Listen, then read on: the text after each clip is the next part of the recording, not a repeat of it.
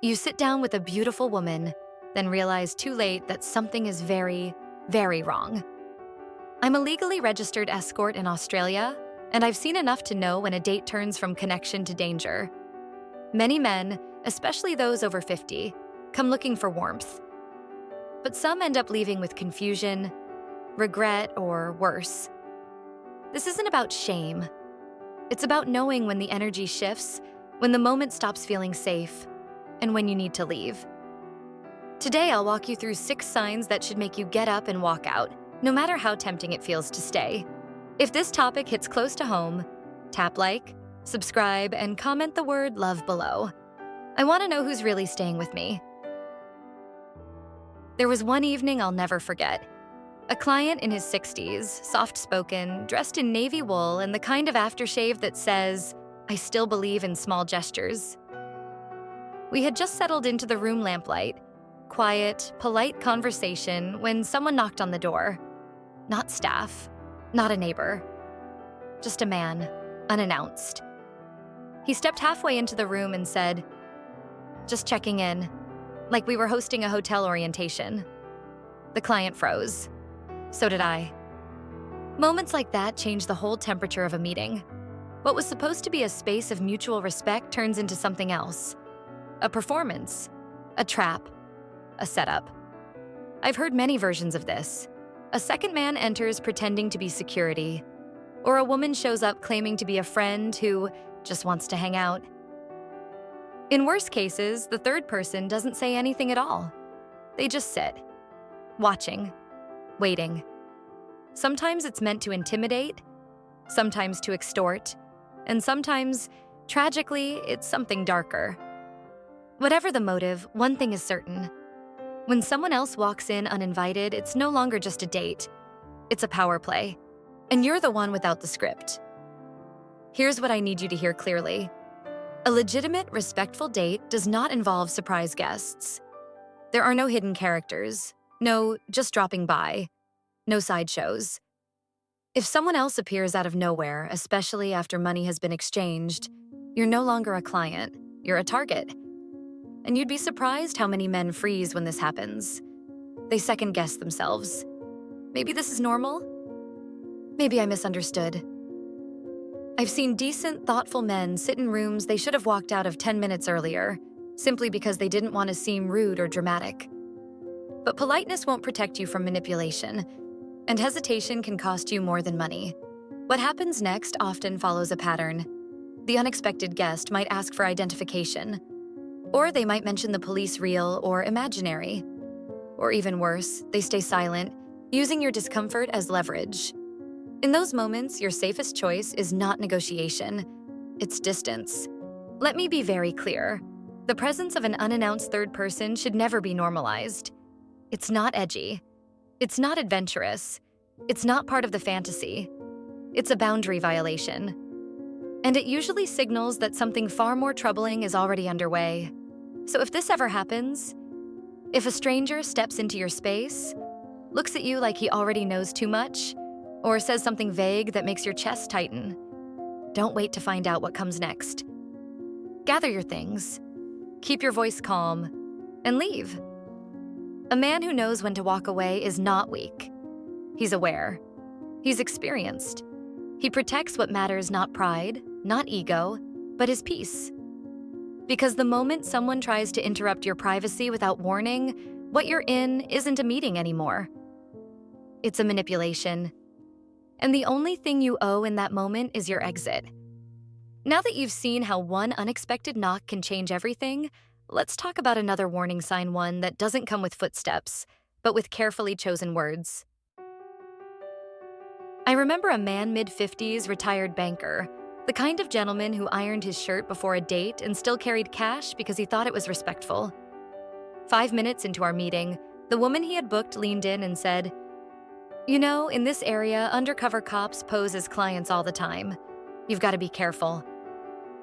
His face changed immediately. The air in the room tightened. He later told me he couldn't remember anything else she said. His mind had gone straight to panic. Let me be clear. No genuine professional escort opens a date by invoking the police. We are not in the business of stirring anxiety. If anything, our job is to create a space that feels safe, consensual, and entirely voluntary. So when a woman starts talking about law enforcement, raids, or legal loopholes before you've even taken off your coat, something is wrong. It's not always direct. Sometimes it's phrased like a warning. I once had a client arrested for saying the wrong thing.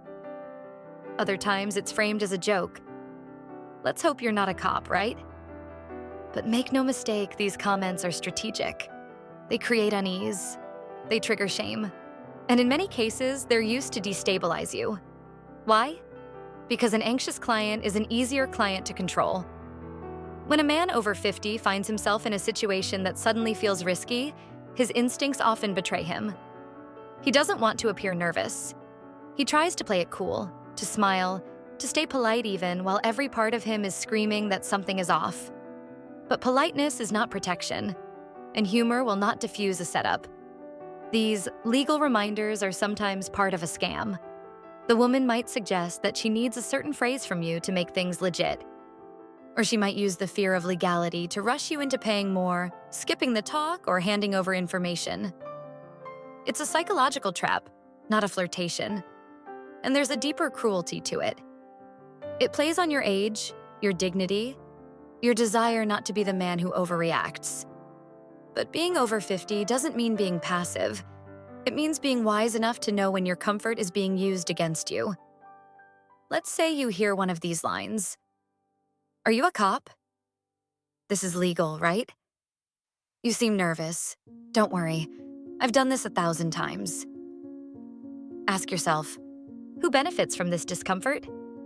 Why is fear being placed on the table when what you wanted was intimacy?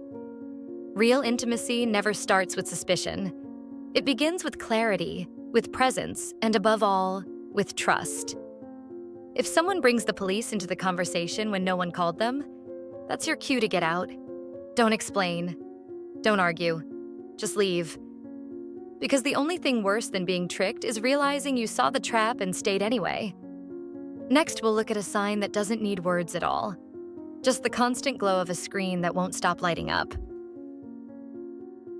He was a widower, 62, quiet, wore a leather wristwatch with a cracked face that he kept checking, not for time, but for courage. He told me later he hadn't touched anyone in nearly 8 years. What he wanted wasn't just physical, it was peace, human connection, a pause in the loneliness. But the woman he met didn't put her phone down once. It buzzed, lit up, vibrated, pinged. He tried to speak. Hesitated? Tried again. She smiled at her screen more than at him. Then came a message she read silently before standing and muttering, I just need to handle something. Be right back. She didn't come back. He didn't know what had happened. And that's exactly the problem. In this kind of meeting, your attention is everything. It's not about youth, looks, or performance. It's about presence. When someone refuses to be present, when they are more engaged with the device than with you, something vital breaks. And sometimes that buzzing phone means more than just rudeness. It can mean someone else is involved. Many clients don't realize this, but behind one phone can be an entire system. A handler, a lookout, a partner in a scam. I've seen it before. A man thinks he's sharing a quiet hour, but she's texting someone updates in real time about his clothes, his wallet, his vulnerability. And sometimes it's worse than logistics. It's surveillance. Yes, even in personal spaces. A phone placed just right, screen down, lens exposed. Some women have used their phones to record without consent. Later, those clips become leverage. Threats, blackmail. Send more money or I'll send this to your wife. Other times, it's bait for escalation. She reads a message, then looks up and says, Hey, my friend is nearby. You cool with her joining us? It sounds playful, spontaneous, but it's not. It's pre-planned. It's pressure. So what should you do if the phone keeps lighting up? If it's in her hand more than yours? If she takes calls, whispers, laughs at things you're not part of? You don't wait for the explanation. You don't ask, everything okay? hoping she'll say something that makes you feel safe again. You simply remember this: a real meeting, even a short one, deserves full attention. No professional should treat you like background noise to a digital conversation. And I'll say this gently but firmly. If you're a man over 50, you've waited long enough for real connection. You deserve better than someone checking out while you're still checking in. Sometimes a phone that won't stop lighting up is the first sign that you're not alone in the room, even if no one else is visible. And when that happens, you don't need proof. You don't need to catch anyone in the act. You just need to leave. Because the moment you're no longer the focus, you've become something else entirely. A mark, a client to be managed, or worse, a file waiting to be sent. In our next story, you'll see how the simplest request about money can suddenly shift the ground under your feet. There was a man I met once who brought exact change. Not because he was cheap, he was thoughtful, meticulous. He had folded each bill into a small envelope, sealed it, and wrote "thank you" on the front like it was a note for a dinner party. He believed in fairness, in clarity, in holding up his end of a mutual agreement. But not every woman he met held that same standard. One told him, 5 minutes in, "By the way, that rate was just for the basics. If you want anything more, it'll be double."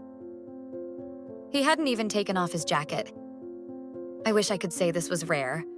It's not. Some women use the first few moments of calm. Once you're seated, relaxed, off guard to pivot the conversation. Suddenly, what you agreed on is no longer enough. There are extras she never mentioned. Upgrades she expects you to know about. Packages that sound like a mobile phone plan instead of a human meeting. The tactic is clear. Wait until you're invested. Until you've let your guard down. Then shift the terms. For a man over 50, this can be especially disorienting. You've come looking for warmth, maybe even a sense of ritual. You've done the math. You've planned this moment. And now it feels like someone is moving the goalposts while you're still tying your shoes. You might feel embarrassed, confused. You might even convince yourself it's your fault. Maybe I misunderstood. But let me say this gently. You didn't.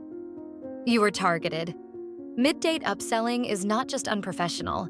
It's a form of pressure. It relies on your politeness, your age, your reluctance to cause a scene. And it turns the experience from connection into transaction one with a shifting price tag. And here's the irony.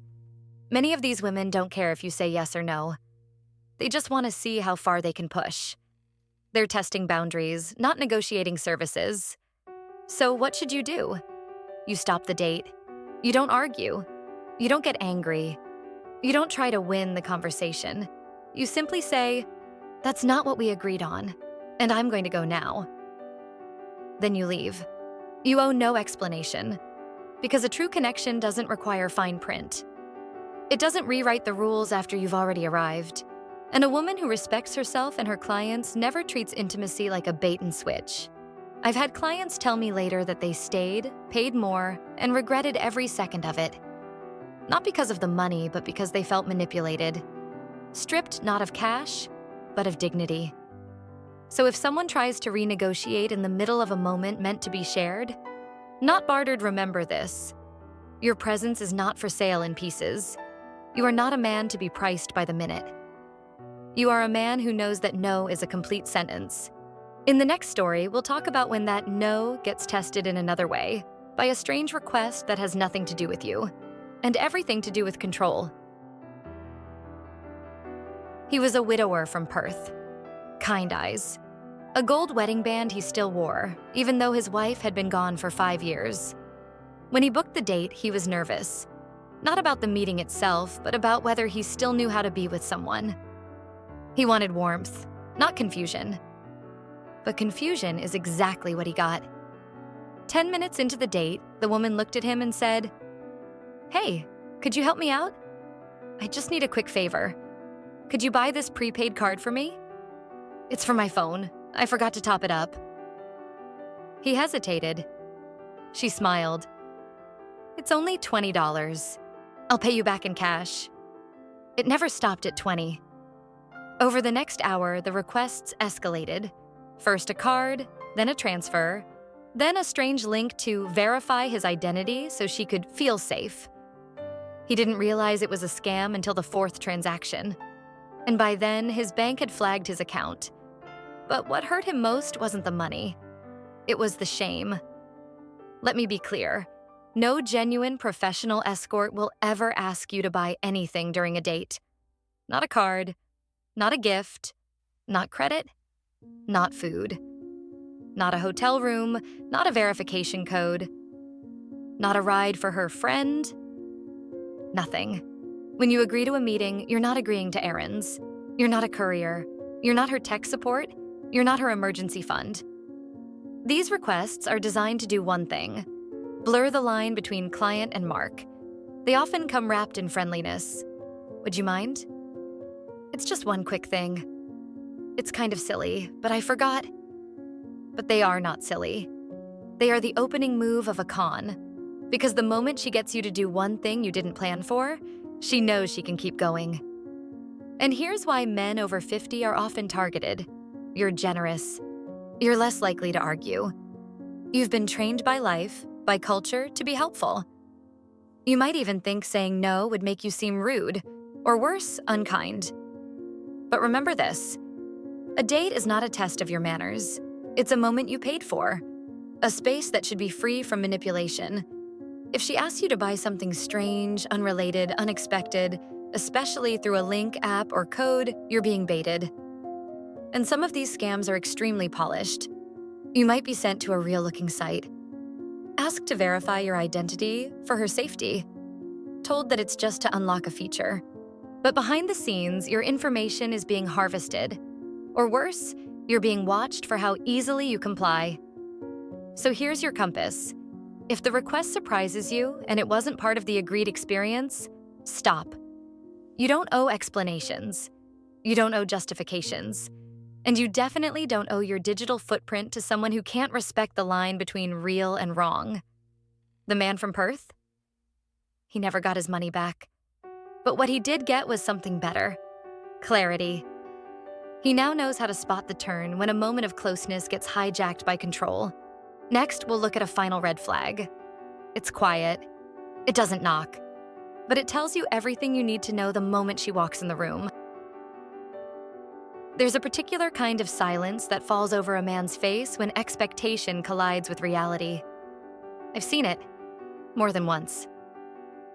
He walks into the room smiling, polite. He's made an effort clean shave, crisp shirt, a touch of aftershave. He's done his part. He looks up, expecting to see the woman he carefully chose from photos he stared at for weeks. But the woman standing there is not her, not even close. Maybe the hair is the same color. Maybe the dress fits the vibe. But the face, the posture, the energy, none of it matches. And in that first 2 seconds, he knows. But what he doesn't know is what to do next. Most men in that moment freeze. They wonder if they've misunderstood. They tell themselves, maybe the photos were just old. Or worse, maybe I'm being superficial. So they stay, and they pay, and they leave feeling foolish. Let me say this clearly. You are not foolish for expecting honesty. You are not wrong for wanting the person you saw in the photos to be the person you meet in the room. A legitimate, respectful escort doesn't use fake photos. She doesn't borrow someone else's body to book your trust. She doesn't hire a model to stand in for her on her website, because she doesn't need to. She knows that what matters in this work is connection, and connection can't begin with a lie. So why do some women do it? Because it works. Because too many men stay quiet. Because once you're in the room, they assume you won't leave. You've traveled. You've booked. You've already crossed the bridge of doubt. So they rely on your politeness to finish the job. But I'll tell you what I tell every client who confides in me afterward. You have the right to walk away. Not rudely, not harshly, but firmly. You can say, "This isn't what I expected, and I don't feel comfortable continuing." That's it. You don't need to justify it further. You don't need to apologize for someone else's deception. And if she argues, pressures, or guilt trips you, That's another red flag. A woman who begins with misrepresentation will rarely end with grace. I once spoke with a man who told me it wasn't even about the looks. It was the principle. He said, "I could have had a wonderful conversation with her if she'd just been honest from the start, but she tricked me into it. And after that, I couldn't trust anything." That's what's really lost when someone shows up pretending to be someone else. Not beauty, not attraction, but trust. And without trust, no experience. No matter how carefully planned, can leave you feeling whole. So if you find yourself in a room with a stranger pretending to be the woman you were drawn to, leave. You're not shallow for noticing the difference. You're smart for refusing to settle. Because any date that starts with fiction rarely ends with anything real. In our final segment, we'll talk about what all of this really points to. Not fear, not caution, but the quiet power of knowing when to walk away. And why that, more than anything, is what keeps you truly safe. Every man I've spoken to who walked away, quietly, firmly, without apology, has something in common. They didn't leave because they were afraid. They left because they understood something deeper. Not every room deserves your presence. Not every moment should be salvaged. Not every invitation must be accepted to the end. You've lived long enough to know that real connection doesn't come from staying too long in the wrong place. It comes from honoring yourself, even when no one else is doing it for you. A good date doesn't mean perfect chemistry or flawless moments. It means safety, clarity, choice. It means being seen, not tricked, heard, not handled. And walking away doesn't mean defeat. It means strength. It means you still hold the power to protect your time, your energy, your dignity. I didn't share these 6 signs to make you suspicious of everyone. I shared them because you deserve more than silence after discomfort. You deserve to know that your instincts are not weaknesses. They're the map that brings you back to yourself. So trust them. And if anything I've said today made you pause, even for a second, then do me one small favor. Tap like, subscribe to this channel, and leave the word love in the comments below. Because somewhere out there, someone else needs to hear what you just heard. And they'll feel a little less alone knowing you were here too.